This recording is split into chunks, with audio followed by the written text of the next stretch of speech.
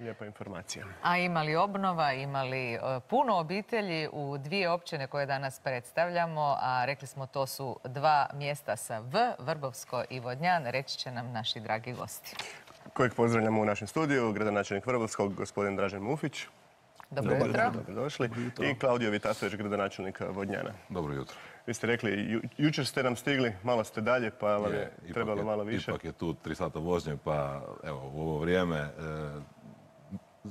sigurnije je doći u dan prije, pa malo i prespavati u Zagreb. Pitao sam vas, kod vas također snijega nema, iako je Gorski kotar prepoznatljiv za snijeg i po snijegu u doba godine. Tek malo prekriveno snijegom, ali evo, Vrbovsko je dobro pozicionirano i ja sam došao za sat vremena do Zagreba. Brzo ste stigli, nije bilo gužve na cesti? Gužve nije bilo na cesti, čak mogu pohvaliti da je ono na bivšem rotoru vrlo brzo ide do vas. I nije bilo ni klisko, znači nikakvih problema. Da, kod nas je -1, ovdje je 1, dobro prohodnost. Krenimo onda od vas. Vrbovsko gradić u Primorsko-goranskoj županiji, koliko stanovnika? Evo, mi po zadnjem popisu imamo 5100 stanovnika. Dio smo Gorskog kotara, dakle, di je sve manje stanovnika svake godine. Dakle, bilo zbog toga da je manje novorođenih ili da ima nekakvih odlazaka koji nisu toliko preveliki. Mislim da nas je sada nešto manje nego na popisu 2011. Vodnjan, blizu Pule, to sigurno olakšava život. Koliko vi imate stanovnika? Evo, Vodnjan nalazi se na jugozapadnom dijelu, znači Istre. 6119 stanovnika po zadnjem popisu iz 2011. godine. Mi smo u nekom blagom porastu i eto, mislim da u Vodnjanu se u zadnje vrijeme dosta toga otvorilo, pogotovo imamo razvoj IT industrije, tako da evo, dolaze nam mladi ljudi, tako da je trend recimo drugačiji nego možda u ostalim dijelovima Hrvatske. Informatika je sada gospodarska grana koja je u porastu. Koje su ostale gospodarske grane u vašem mjestu? Pa Vodnjan je u prvom redu poznat po svom maslinarstvu. Znači, Vodnjan je po meni broj 1 u maslinarstvu u našoj, znači u Republici Hrvatskoj. Svake godine naši maslinari postižu vrhunske rezultate ne samo u zemlji nego i u svim međunarodnim natjecanjima. Tako da, evo, to je jedna grana svakako koju razvijamo. Zadnjih 20 godina postigli su se, ja bih rekao, zaista impresivni rezultati, ali naravno ima tu još posla. Evo, sad je, nakon što je država ponovo dala ovlasti jedinicama lokalne samouprave o raspolaganju poljoprivrednim zemljištem u državnom vlasništvu, znači mi smo donijeli program raspolaganja i uskoro nas očekuje i raspisivanje prvog natječaja gdje očekujemo ponovo veliki interes i ponovo, znači, sadit će se novi nasadi i masline i vinograda. Vrbovsko je oduvijek bilo poznato po bogatoj šumi, po drvnoj industriji. Osim toga, vi ste pogranično mjesto. Ja vjerujem da ima i vaših koji odlaze možda raditi u Sloveniju, a možda ima i Slovenaca koji dolaze raditi kod vas. Teško. Da. Evo, moram reći da je šumovitost gotovo 70%, kao i u ostalom dijelu Gorskog kotara. Na području grada Vrbovskog egzistiraju 2 šumarije, jedna velika drvna industrija i više manjih drvno-industrijskih pogona gdje je zaposlena glavnina stanovništva. A koje su još gospodarske grane kojima se ljudi bave kod vas? Pa gledajte, to su uglavnom uslužne djelatnosti koje su vezane opet na šumarstvo i drvnu industriju. Nešto ima tu usluga sječe, vuče, dakle uslužnih djelatnosti, graditeljstva i nešto stolarskih radionica, malih privatnih. Ono što mene veseli, čime se bave mladi ljudi danas. Što se tiče Slovenije i granice sa Slovenijom, ona je duga, dakle grad Vrbovsko ima 29 km dugu granicu sa Slovenijom. Zanemariv broj, mogu reći, na 10-ak ljudi možda radi naših u Sloveniji. Aha, ali imate puno miješanih brakova, rekli ste da su odnosi sa susjedima sjajni. Sa susjedima i čak kad možda na državnoj razini ti odnosi i nisu najbolji, ljudi u pograničnom području zaista žive idilom i trebaju jedni druge, dakle od pamti vijeka jedni drugima pomažu i ti odnosi su uvijek jako dobri. Jučer sam u regionalnom dnevniku gledao reportažu iz Gorskog kotara u kojoj se govori kako je turizam dijelu ove sezone malo podbacio. Kakva je situacija ovih dana sa smještajnim kapacitetima? Jesu li popunjeni, dolazili ljudi? Pa gledajte, gledajući cijelu 2018. godinu mogu reći da su ti podaci nešto bolji i to gotovo u svim jedinicama lokalne samouprave. Mi imamo jednu koordinaciju načelnika i gradonačelnika Gorskog kotara, tako da u određenim periodima razmjenjujemo sve te podatke. Oni su bolji. Preko nove godine je bio neki manji podbačaj, međutim 2018. je puno bolja nego što su to bile godine prije. A isto tako nas raduje sada izrada master plana razvoja turizma Gorskog kotara u koji su se osim Ministarstva turizma uključila i Hrvatska turistička zajednica.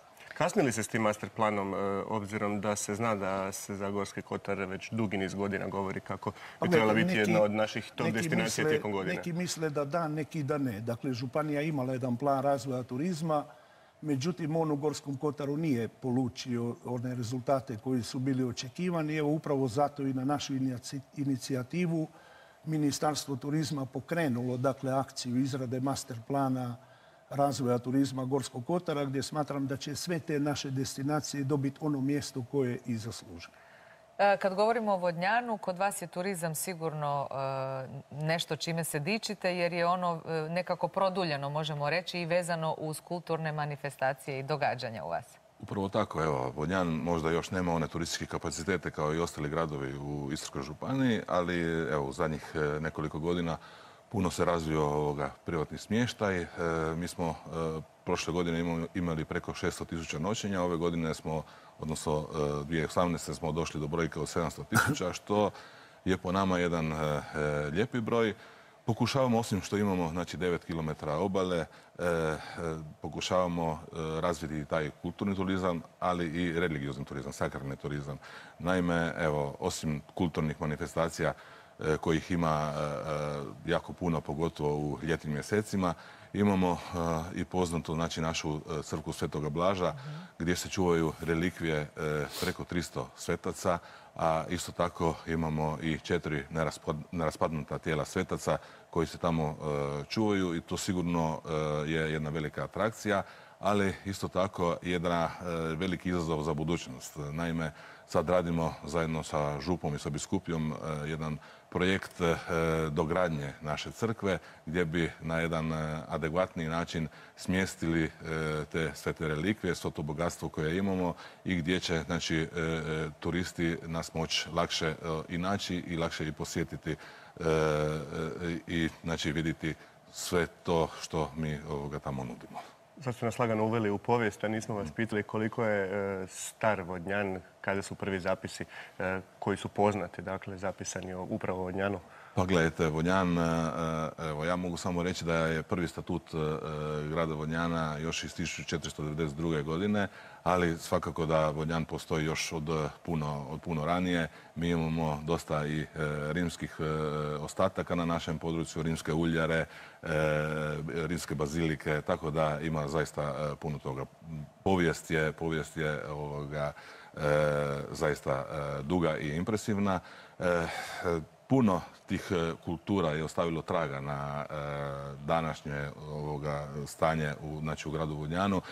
Mi možemo svakako govoriti da je Vodnjan jedan, i tome smo ponosni, multikulturni i multietnični grad.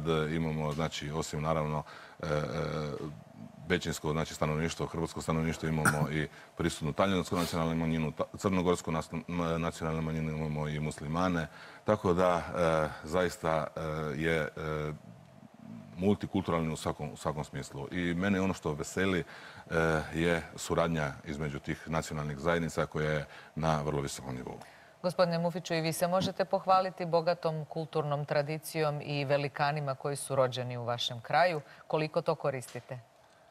Gledajte, moram reći da taj Vrbovski kraj se u povijesti spominje negdje već 1428. godine. Mogu reći tu ste negdje, što se tiče prvih zapisa u modernije povijesti. 15. stoljeće. To je vjerovatno tad počinju zapisi prvi. Međutim, 1785. Vrbovsko je dobilo povelju cara Josipa II. I postalo povlašteno kraljevsko trgovište, dakle sa dobivenim sajmom martinskim koji i danas funkcionira. Dakle, znamo da je to krštenje vina, nespojivo malo sa Gorskim kotarom, ali moram reći da upravo od tog najistočnijeg dijela Lukovdola, Severina, gdje je nadmorska visina 250 do 300 metara, pa do najviših dijelova, recimo Bijele Kose, gdje mi planiramo izgradnju skijališta 1300 metara. Dakle, u tom kraju gdje je rođeni Goran, ovo što ste pitali za velikane, dakle, čak raste vinova loza, ljudi se od davnina bave proizvodnjom vina, dakle, nije to neka kvaliteta kakva je u ostalim dijelovima Hrvatske koji su vinorodni krajevi, ali evo, još je car Josip II. Dao taj martinski sajam gradu Vrbovskom. Lijepo. Što se tiče demografije, imate koliko vrtića, koliko škola? Gledajte, mi imamo jedan matični vrtić u Vrbovskom, jedan područni u Moravicama. Osnovnu školu imamo Vrbovsko Ivana Gorana Kovačića, dakle sa nizom područnih škola, i osnovna škola Nikole Tesle u Moravicama i isto tako srednja tehnička škola u Moravicama gdje je solidno popunjena i rekao bi skoro jedna od najboljih škola u Gorskom kotaru. A jeste li vi jedini koji u Hrvatskoj imate podijeljenu školu na hrvatski i talijanski?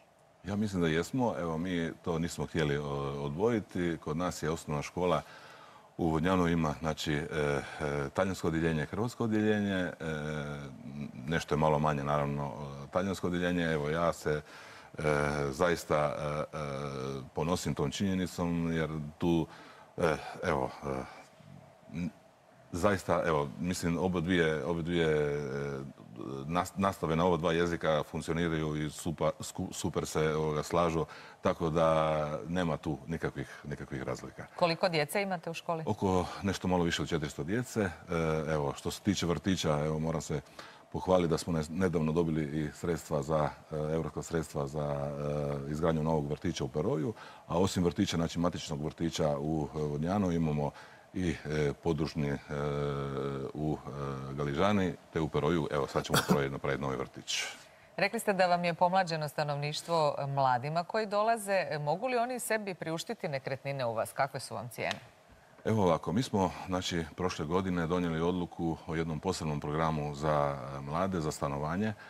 Znači, mi dajemo građevinske čestice mladima na rok od 50 godina na pravo gradnje po cijeni od 1 kune godišnje po četvrnom metru, tako da to su to čestice od otprilike 500 kvadrata, tako da je oko 500 kuna najam tih građevinskih čestica godišnje. Na 50 godina, ukoliko, znači, ti mladi ljudi koji izgrade kuću u Vodnjanu žele kupiti to zemljište, uvijek mogu učiniti u tih 50 godina. A isto tako želja nam je i obnoviti starogradsku jezgru, te smo, evo i tu, donijeli jednu posebnu odluku koju mladima dajemo, stare kuće koje treba naravno obnoviti, ali gdje se njima prizna trećina cijene te kuće, kao da im se poticaj, tako da oni mogu tu kuću dobiti praktički i besplatno. Naravno, vjerojatno je uvjet da u njoj moraju boraviti i živjeti. Naravno, to je uvjet. Mi želimo, znači, pojačati mlado stanovništvo, želimo da mladi ne samo dođu raditi kod nas, nego da tu nađu i svoj dom. Koliko koristite sredstva iz evropskih fondova? Pa evo, iz evropskih fondova smo dosta toga do sada napravili. Evo, mogu reći ono što sad radimo reciklažno dvorište, znači gdje se sufinancira oko 80%, znači novcima Europske unije. Sad ćemo raditi vrtić, kao što sam rekao, a uskoro kreće i izgradnja, odnosno dogradnja kanalizacijske mreže sa novim prečistačem, vodovodna mreža. To je jedan veliki projekt koji radimo zajedno sa još dvije jedinice lokalne samouprave, sa Pulom i sa Fažanom. To je naš najveći projekt u zadnjih 20 godina, ali ima još puno toga. Stalno nešto kandidiramo. Evo, sad smo putem isto tako Interreg programa obnovili jednu staru zgradu javne vage koja je postala centar za obuku mladih maslinara. Obnovili smo prije par godina i sjedište turističke zajednice, tako da stalno, evo, nešto radimo i dosta smo zadovoljni sa tim kako to uspijevamo koristiti. Nadamo se da ćemo u budućnosti moći još i više. Sad isto pitanje i vama. 3 su dakle poticajna stanogradnja za mlade. Postoji li nešto slično ovome u Vodnjanu?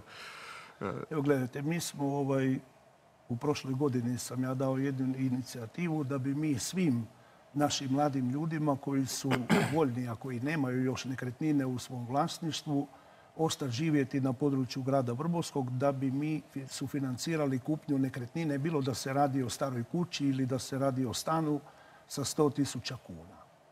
Mi smo u ovoj godini predvidjeli u proračunu grada Vrbovskog 1 milijun kuna, dakle za 10 takvih zahtjeva. Ovdje nekretnine ipak nisu skupe kao u Vodnjanu, dakle Gorski kotar nije baš tako atraktivan, moram reći, ni investitorima.